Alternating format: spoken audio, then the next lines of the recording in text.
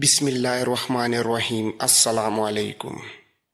آگے ٹیلوں کا علاقہ آ گیا جس میں راستے ہر چند قدم پر گھومتے تھے۔ یہاں ڈر تھا کہ صلیبیوں کی کوئی ٹولی رات کے لیے قیام کرے گی۔ وہ سورج غروب ہونے سے پہلے وہاں سے نکل جانا چاہتا تھا۔ یہ ڈر بھی تھا کہ کسی ٹیلے پر کوئی تیر انداز نہ بیٹھا ہو۔ وہ ہر طرف اور اوپر دیکھتا چلتا گیا۔ آگے راستہ دو ٹیلوں کے درمیان سے مڑتا تھا۔ وہاں سے وہ مڑا تو اچانک اسے کسی کے دوڑتے قدموں کی آہٹ سنائی دی۔ کوئی آدمی ساتھ والے ٹیلے کے پیچھے چھپ گیا تھا۔ اس نے گھوڑے کی باگ کو جھٹکا دیا اور ایڑی لگائی۔ تیز رفتاری سے وہ ٹیلے کے پیچھے گیا تو آگے راستہ ایک اور ٹیلے نے بند کر رکھا تھا۔ یہ جگہ ایک وسیع کھڈا بنی ہوئی تھی۔ عماد سے کوئی 20 قدم دور میلے کچیلے سے چوغے والا ایک آدمی ہاتھوں اور گھٹنوں کے بل ٹیلے پر چڑھنے کی کوشش کر رہا تھا۔ عماد کی طرف اس کی پیٹھ تھی۔ اس آدمی کا سر ڈھکا ہوا تھا۔ وہ آدمی نہتہ معلوم ہوتا تھا۔ عماد نے اسے للکارا مگر وہ ٹیلے پر چڑھنے کی کوشش کرتا رہا۔ ٹیلا مشکل قسم کا تھا۔ عماد آگے چلا گیا۔ اس آدمی نے ایک کوشش اور کی مگر کہیں ہاتھ نہ جما سکا۔ وہ نڈھال ہو چکا تھا۔ ٹیلے سے اس کی گرفت ڈھیلی ہو گئی اور وہ لڑکتا ہوا عماد کے گھوڑے کے قدموں میں آ پڑا۔ اس کے سر سے چوغے کی اوڑھنی والا حصہ اتر گیا۔ عماد یہ دیکھ کر حیران رہ گیا کہ وہ ایک جوان لڑکی تھی اور خوبصورت اتنی جو اس نے پہلے کبھی نہیں دیکھی تھی۔ عماد گھوڑے سے اترا۔ لڑکی خوفزدہ تھی۔ اس کی رہی سہی قوت بھی خوف نے ختم کر دی۔ وہ اٹھی مگر بیٹھ گئی۔ عماد نے اس سے پوچھا کہ وہ کون ہے۔ اس نے جواب دیا، پانی پلاؤ۔ عماد نے ایک گھوڑے سے پانی کی چاگل کھول کر اسے دے دی۔ اس نے بے تابی سے پانی پیا اور اس کی آنکھیں بند ہونے لگیں۔ عماد نے اسے کھانے کے لیے کچھ دیا جو اس کے پیٹ میں گیا تو اس کے چہرے پر زندگی کے آثار نظر آنے لگے۔ عماد نے اسے کہا، مجھ سے ڈرو نہیں، بتاؤ کون ہو؟ اس نے تھکی ہاری زبان میں کہا، شوبک سے اپنے خاندان کے ساتھ چلی تھی۔ سب مارے گئے ہیں، میں اکیلی رہ گئی ہوں۔ مسلمانوں نے راستے میں حملہ کر دیا تھا۔ مجھے سچ کیوں نہیں بتا دیتی کہ تم کون ہو؟ تم نے جو کچھ کہا ہے جھوٹ کہا ہے۔ اس نے خوفزدہ لہجے میں کہا، جھوٹ ہی سہی، مجھ پر رحم کرو اور مجھے کرک تک پہنچا دو۔ عماد نے کہا، شوبک تک؟ میں تمہیں شوبک لے جا سکتا ہوں، کرک نہیں۔ تم دیکھ رہی ہو کہ میں مسلمان ہوں۔ میں راستے میں عیسائی فوج کے ہاتھوں مرنا نہیں چاہتا۔ لڑکی نے کہا، پھر مجھے ایک گھوڑا دے دو۔ میں لڑکی ہوں، اگر راستے میں کسی کے قبضے میں آ گئی تو جانتے ہو کہ میرا انجام کیا ہوگا۔ عماد نے کہا، میں تمہیں گھوڑا بھی نہیں دے سکتا، تمہیں یہاں سے اکیلے روانہ بھی نہیں کر سکتا۔ یہ میرا فرض ہے کہ تمہیں اپنے ساتھ شوبک لے جاؤں۔ وہاں مجھے کس کے حوالے کرو گے؟ اپنے حاکموں کے حوالے کروں گا۔ عماد نے کہا اور اسے تسلی دی، تمہارے ساتھ وہ سلوک نہیں ہوگا جس کا تمہیں ڈر ہے۔ لڑکی کرک جانے کی ضد کر رہی تھی۔ عماد نے اسے بتایا کہ انہیں حکم ملا ہے کہ شوبک کے کسی عیسائی باشندے کو وہاں سے بھاگنے نہ دیا جائے۔ اس کے علاوہ اس نے لڑکی کو خبردار کیا کہ وہ کرک تک نہیں پہنچ سکے گی۔ وہ چونکہ گوری رنگت کی خوبصورت لڑکی تھی، اس لیے لڑکی کو یہ ڈر تھا کہ یہ مسلمان فوجی اسے بے آبرو کرے گا۔ اس نے سوچا کہ کیوں نہ اس کے ساتھ آبرو کا ہی سودا کر کے اسے کہا جائے کہ وہ اسے گھوڑا دے دے۔ لڑکی نے اپنا رویہ بدل لیا اور عماد سے کہا، میں تھکی ہوئی ہوں، آج رات یہیں قیام کیا جائے، صبح شوبک کو روانہ ہو جائیں گے۔ عماد بھی تھکا ہوا تھا، گھوڑوں کا بھی یہی حال تھا۔ وہ لڑکی کی حالت بھی دیکھ رہا تھا۔ اس نے وہیں رکنے کا فیصلہ کر لیا۔ اس سے پہلے لڑکی نے اسے غور سے نہیں دیکھا تھا۔ اس نے یہی دیکھا تھا کہ یہ بڑی ہوئی داڑھی والا مسلمان فوجی ہے، جو جسم کی ساخت اور گرد سے اٹے ہوئے چہرے سے وحشی لگتا ہے۔ اس سے اسے رحم کی امید نہیں تھی۔ اب جب کہ اس نے کچھ اور ہی سوچ لیا تھا، اس نے عماد کو گہری نظروں سے دیکھا۔ اس وقت عماد بھی اسے گہری نظروں سے دیکھ رہا تھا اور سوچ رہا تھا کہ اس قدر حسین لڑکی کا اس صحرا میں اکیلے رہ جانا، جہاں صلیبی اور اسلامی سپاہی لمبے عرصے سے بھوکے بھیڑیوں کی طرح بھاگتے دوڑتے پھر رہے ہیں، اس کے لیے کتنا خطرناک ہے۔ اور یہ بھی ہو سکتا ہے کہ اس لڑکی پر سپاہی یا کماندار آپس میں ہی لڑ مریں۔ وہ خود بھی فرشتہ نہیں تھا۔ اس نے لڑکی کی آنکھوں میں جھانکا۔ اس وقت لڑکی اسے دیکھ رہی تھی۔ عماد نے کوشش کی کہ وہ لڑکی سے نظریں پھیر لے، مگر لڑکی کی آنکھوں نے اس کی آنکھوں کو گرفتار کر لیا۔ اس نے اپنے جسم کے اندر کوئی ایسا جذبہ محسوس کیا جو اس کے لیے اجنبی تھا۔ اس نے ایک بار نظریں جھکا لی، مگر آنکھیں اپنے آپ اوپر اٹھ گئیں اور وہ بے چین سا ہونے لگا۔ لڑکی کے ہونٹوں پر ہلکی سی مسکراہٹ آ گئی۔ عماد نے آہستہ سے کہا، شاید تم کنواری ہو۔ لڑکی نے جواب دیا اور ذرا سا بھی سوچے بغیر کہہ دیا، ہاں، میرا دنیا میں کوئی نہیں رہا۔ اگر میرے ساتھ کرک چلے جاؤ تو میں تمہارے ساتھ شادی کر لوں گی۔ عماد بیدار سا ہو گیا اور اس نے کہا، پھر تم مجھے کہو گی کہ اپنا مذہب تبدیل کر لو، جو میں نہیں کر سکوں گا۔ تم شوبک چل کر میرے ساتھ شادی کرو اور مسلمان ہو جاؤ۔ لڑکی نے کہا، مجھے بہرحال کرک جانا ہے۔ اگر میرے ساتھ وہاں تک چلو گے تو تمہاری دنیا بدل جائے گی۔ لڑکی نے سودے بازی شروع کر دی تھی، لیکن عماد کچھ اور ہی سوچ رہا تھا۔ یہ سوچ ایسی تھی جسے وہ سمجھ نہیں سکتا تھا۔ وہ بار بار لڑکی کے چہرے، اس کے ریشمی بالوں اور آنکھوں کو دیکھتا اور سر جھکا کر سوچ میں کھو جاتا تھا۔ لڑکی کی جیسے وہ کوئی بات سن ہی نہیں رہا تھا۔ تھوڑی دیر بعد لڑکی کا چہرہ گہری شام کی تاریکی میں چھپ گیا۔ اس نے گھوڑے کے ساتھ بندھے ہوئے تھیلے میں سے کھانے کی 2-3 چیزیں نکالیں، لڑکی کو دی اور خود بھی کھائیں۔ اس کا جسم اس قدر نڈھال تھا کہ جوں ہی لیٹا اس کی آنکھ لگ گئی۔ آدھی رات کے بہت بعد لڑکی نے کروٹ بدلی اور اس کی آنکھ کھل گئی۔ اس نے عماد کو دیکھا، وہ خراٹے لے رہا تھا۔ ان سے چند قدم دور گھوڑے کھڑے تھے۔ رات کے پچھلے پہر کا چاند ٹیلوں کے اوپر آ گیا تھا۔ صحرائی چاندنی آئینے کی طرح شفاف تھی۔ لڑکی نے گھوڑوں کو دیکھا۔ عماد کو اتنا ہوش بھی نہ تھا کہ سونے سے پہلے گھوڑوں کی زینیں اتار دیتا۔ لڑکی نے گھوڑے تیار دیکھے، عماد کو گہری نیند سوئے دیکھا اور یہ بھی محسوس کیا کہ پیٹ میں خوراک اور پانی جانے سے اس کا جسم تر و تازہ ہو گیا ہے۔ تو اس نے اپنے چوغے کے اندر ہاتھ ڈالا۔ جس میں سے اس کا ہاتھ باہر آیا تو اس کی دلکش انگلیوں نے ایک خنجر کو مضبوطی سے پکڑ رکھا تھا۔ چاندنی میں اسے عماد کا چہرہ نظر آ رہا تھا۔ وہ تو بے ہوشی کی نیند سویا ہوا تھا۔ لڑکی نے چاندنی میں چمکتے ہوئے خنجر کو دیکھا اور ایک بار پھر عماد کے چہرے پر نظر ڈالی۔ عماد آہستہ سے کچھ بڑبڑایا۔ وہ نیند میں بول رہا تھا۔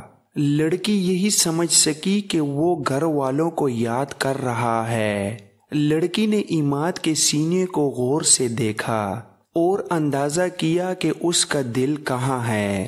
وہ ایک سے دوسرا وار نہیں کرنا چاہتی تھی، یہ وار دل پر ہونا چاہیے تھا تاکہ عماد فوراً مر جائے، ورنہ وہ مرتے مرتے بھی اسے مار ڈالے گا۔ لڑکی نے خنجر کو اور زیادہ مضبوطی سے پکڑ لیا اور گھوڑوں کو دیکھا۔ اس نے دل ہی دل میں پورا عمل دہرایا۔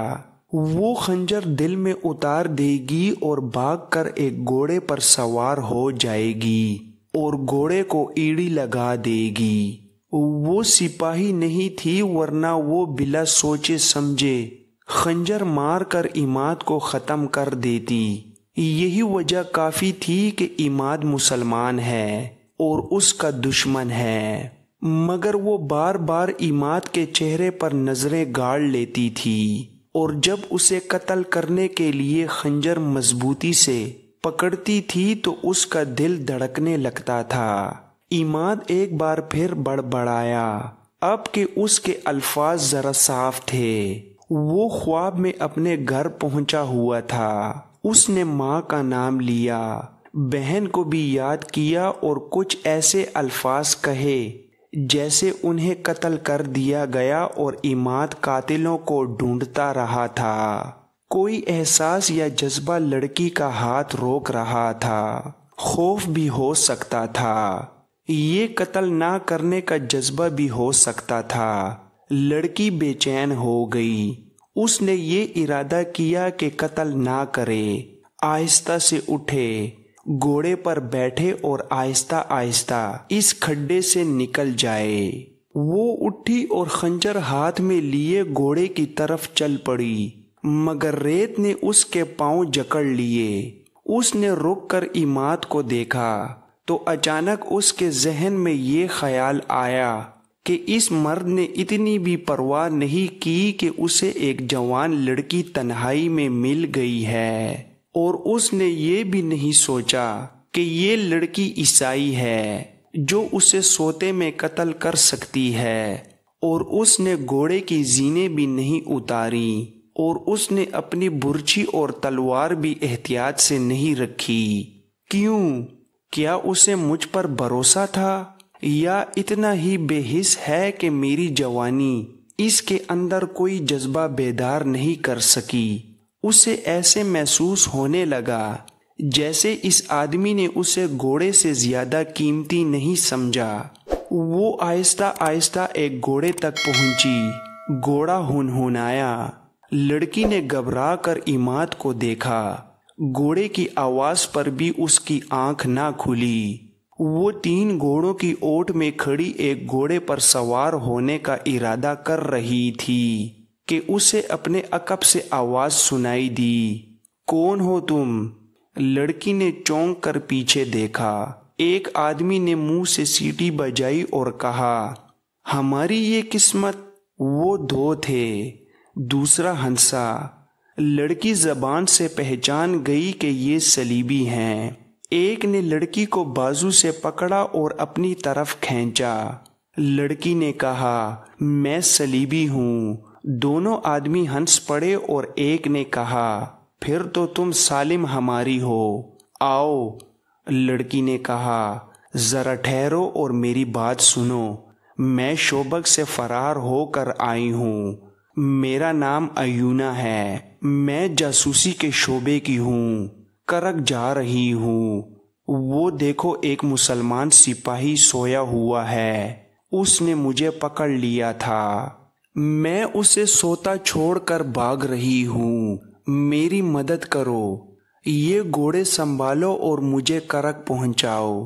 اس نے انہیں اچھی طرح سمجھایا کہ وہ صلیبی فوج کے لیے کتنی قیمتی اور کارآمد لڑکی ہے۔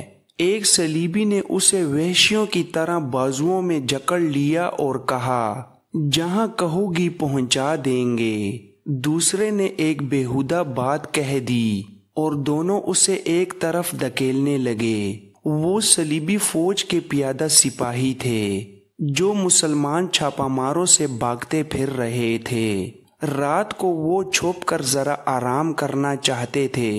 ایسی خوبصورت لڑکی نے انہیں حیوان بنا دیا۔ لڑکی نے جب دیکھا کہ انہیں سلیب کا بھی کوئی خیال نہیں تو اس نے اس امید پر بلند آواز سے بولنا شروع کر دیا کہ عماد جاگ اٹھے گا۔ اسے سپاہیوں نے گھسیٹنا شروع کر دیا۔ اچانک ایک نے گھبرائی ہوئی آواز میں اپنے ساتھی کا نام لے کر کہا، بچو، مگر اس کے بچنے سے پہلے ہی عماد کی برچھی اس کی پیٹ میں اتر چکی تھی۔ دوسرے نے تلوار سونت لی۔ اس وقت لڑکی نے دیکھا کہ اس کے ہاتھ میں خنجر ہے۔ اس نے خنجر صلیبی سپاہی کے پہلو میں گھونپ دیا۔ یکے بعد دیگرے 2 اور وار کیے اور چلا چلا کر کہا، تمہیں زندہ رہنے کا کوئی حق نہیں، تم صلیب کے نام پر غلیظ داغ ہو۔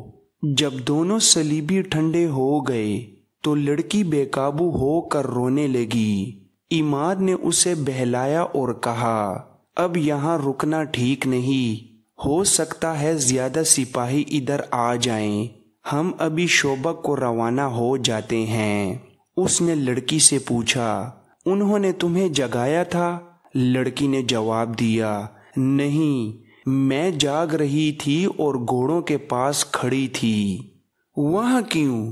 لڑکی نے اعتراف کرتے ہوئے کہا کہ گھوڑے پر سوار ہو کر بھاگنے کے لیے۔ میں تمہارے ساتھ نہیں جانا چاہتی تھی۔ تم نے خنجر کہاں سے لیا؟ لڑکی نے جواب دیا، میرے پاس تھا، میں نے پہلے ہی ہاتھ میں لے رکھا تھا۔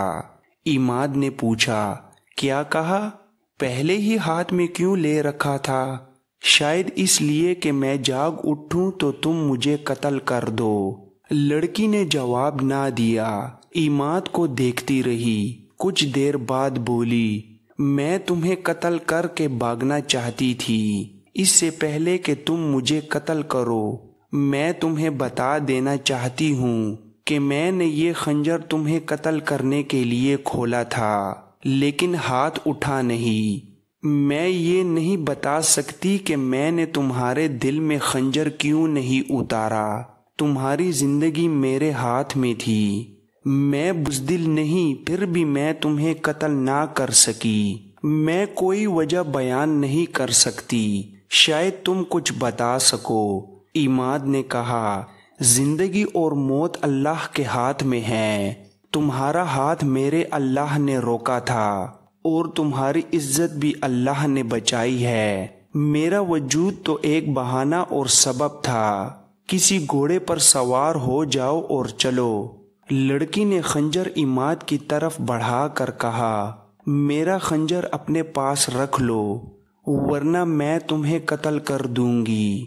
عماد نے کہا، تم میری تلوار بھی اپنے پاس رکھ لو، تم مجھے قتل نہیں کر سکو گی۔ دونوں پر سنجیدگی طاری تھی۔ وہ گھوڑوں پر سوار ہوئے اور تیسرا گھوڑا ساتھ لے کر چل پڑے۔ سورج نکلنے تک وہ اس علاقے میں پہنچ چکے تھے جہاں کوئی صلیبی سپاہی نظر نہیں آتا تھا۔ عماد کی اپنی فوج کے چند سپاہی اسے نظر آئے، جن کے ساتھ کچھ باتیں کی اور چلتے گئے۔ اپریل کا سورج بہت ہی گرم تھا۔ وہ منہ اور سر لپیٹے ہوئے چلتے گئے۔ دور سے ریت پانی کے سمندر کی طرح چمکتی نظر آ رہی تھی اور بائیں سمت ریتیلی سلوں کی پہاڑیاں نظر آ رہی تھیں۔ سفر کے دوران وہ آپس میں کوئی بات نہ کر سکے۔ گرمی کے علاوہ ان لاشوں نے بھی ان پر خاموشی طاری کر رکھی تھی جو انہیں ادھر ادھر بکھری ہوئی نظر آ رہی تھیں۔ کوئی ایک لاش سالم نہیں تھی۔ گدوں اور درندوں نے ان کے اعضاء الگ الگ کر دیے تھے۔ بعض لاشوں کی صرف ہڈیاں اور کھوپڑیاں رہ گئی تھیں۔ عماد نے لڑکی سے کہا، یہ تمہاری قوم کے سپاہی ہیں۔ یہ ان بادشاہوں کی خواہشوں کا شکار ہو گئے ہیں جو سلطنت اسلامیہ کو ختم کرنے برطانیہ، فرانس، جرمنی، اٹلی اور نہ جانے کہاں کہاں سے آئے تھے۔ لڑکی خاموش رہی۔ وہ بار بار عماد کو دیکھتی تھی اور آہ بھر کر سر جھکا لیتی تھی۔ عماد نے سلوں کی پہاڑیوں کا رخ کر لیا اسے معلوم تھا کہ وہاں پانی ضرور ہوگا اور سایہ بھی۔ سورج ان کے پیچھے جانے لگا تو وہ پہاڑیوں میں پہنچ گئے۔ تلاش کے بعد انہیں ہری جھاڑیاں اور گھاس نظر آ گئی۔ ایک جگہ سے پہاڑی کا دامن پھٹا ہوا تھا، وہاں پانی تھا اور وہ گھوڑوں سے اتر گئے۔ پہلے خود پانی پیا، پھر گھوڑوں کو پانی پینے کے لیے چھوڑ دیا اور سائے میں بیٹھ گئے۔ لڑکی نے اس سے پوچھا، تم کون ہو؟ تمہارا نام کیا ہے؟ کہاں کے رہنے والے ہو؟ عماد نے جواب دیا، میں مسلمان ہوں، میرا نام عماد ہے اور میں شامی ہوں۔ رات خواب میں تم کسے یاد کر رہے تھے؟ عماد نے کہا، یاد نہیں رہا، میں شاید خواب میں بول رہا ہوں گا۔ میرے ساتھی مجھے بتایا کرتے ہیں کہ میں خواب میں بولا کرتا ہوں۔ لڑکی نے پوچھا اور کہا، تمہاری ماں اور بہن ہے؟ تم شاید انہیں یاد کر رہے تھے۔ عماد نے آہ بھری اور کہا، تھیں کبھی، اب انہیں خواب میں دیکھا کرتا ہوں۔ لڑکی نے اس سے ساری بات پوچھنے کی بہت کوشش کی، لیکن عماد نے اور کچھ نہیں بتایا۔ اس نے لڑکی سے کہا، تم نے اپنے متعلق جھوٹ بولا تھا، مجھے پوچھنے کی کوئی ضرورت نہیں کہ تم کون ہو۔ میں تمہیں متعلقہ حکام کے حوالے کر کے واپس آ جاؤں گا۔ اگر سچ بول سکو تو اپنے متعلق کچھ بتا دو، لیکن یہ نہ کہنا کہ تم ان صلیبی لڑکیوں میں سے نہیں ہو جو ہمارے ملک میں جاسوسی کے لیے آتی ہیں۔ لڑکی نے کہا، تم ٹھیک کہتے ہو، میں جاسوس لڑکی ہوں، میرا نام ایونہ ہے۔ عماد نے پوچھا، تمہارے ماں باپ کو معلوم ہے کہ تمہارا کام کس قسم کا ہے؟ ایونہ نے جواب دیا، میرے ماں باپ نہیں ہیں، میں نے ان کی صورت بھی نہیں دیکھی۔ میرا محکمہ میری ماں اور اس محکمے کا حاکم ہرمن میرا باپ ہے۔ اس نے یہ بات یہیں ختم کر دی اور کہا، میری ایک ساتھی لڑکی نے ایک مسلمان سپاہی کو بچانے کے لیے زہر پی لیا تھا۔ میں اس وقت بہت حیران ہوئی تھی کہ کوئی صلیبی لڑکی ایک مسلمان کے لیے اتنی بڑی قربانی کیوں دے گی۔ میں آج محسوس کر رہی ہوں کہ ایسا ہو سکتا ہے۔ پتہ چلا تھا کہ اس مسلمان سپاہی نے بھی تمہاری طرح اس لڑکی کو ڈاکوؤں سے لڑ کر بچایا اور خود زخمی ہو گیا اور لڑکی کو شوبک تک پہنچایا تھا۔ تمہاری طرح اس نے بھی دھیان نہیں دیا تھا کہ وہ لڑکی کتنی خوبصورت تھی۔